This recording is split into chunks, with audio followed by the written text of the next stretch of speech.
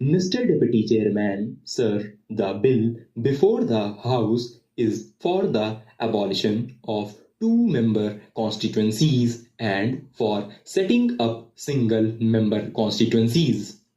In other words, the present double-member constituencies are proposed to be bifurcated as single-member constituencies with reservation of seats or constituencies for the scheduled castes and scheduled tribes.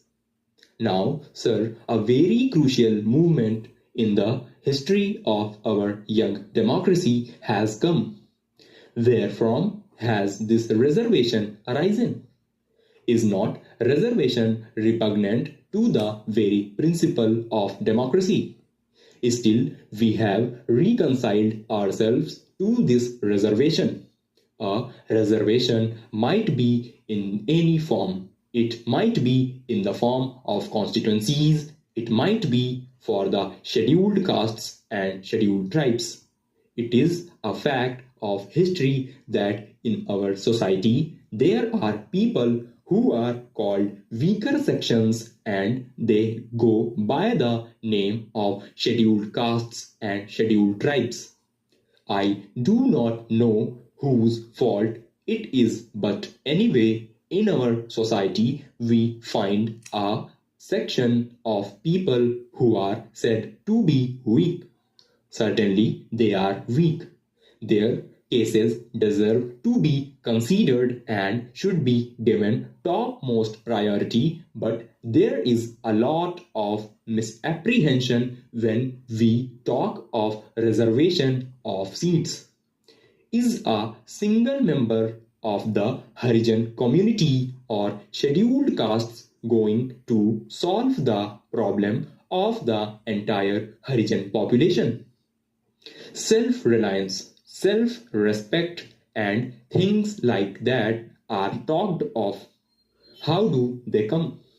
Will they come only by making a single man a member of the assembly or parliament? Will that give self-respect to the entire community?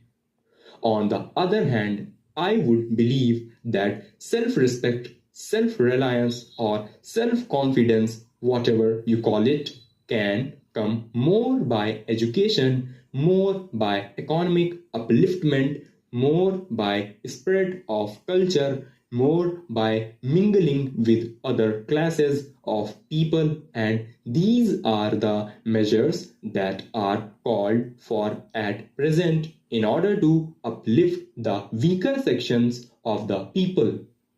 Anyway, they are there. Millions of rupees are spent on the uplift of these people, and I am sure never before in the history of this country such a lot of good to these people was one as being done within these 20 or 30 years of our independence. I am sure all these differences would disappear and India will emerge as a cohesive nation, but in the meanwhile, something has to be done. Then it was thought that it was the best arrangement